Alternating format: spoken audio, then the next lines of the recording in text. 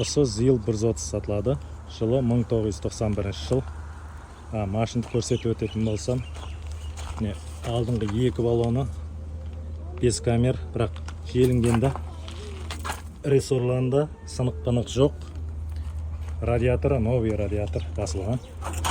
Моторды да новийдан бастым дейді, бірақ сәл май жейді дейді. Моторның көрінісі.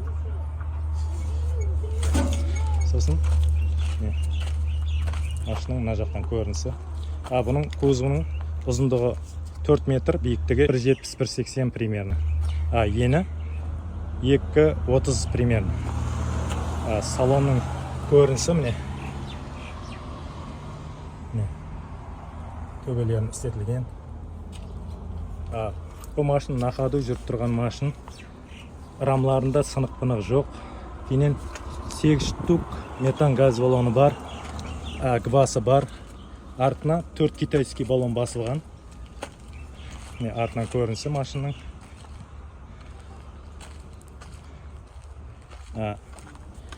Артына Мазовский рессор басылған, усиленный қылыпты. Кейінен қазан задний мост жұғырғыш болады дейді. Қаптағынан. Бұл машинға 75 миллион айтып отыр.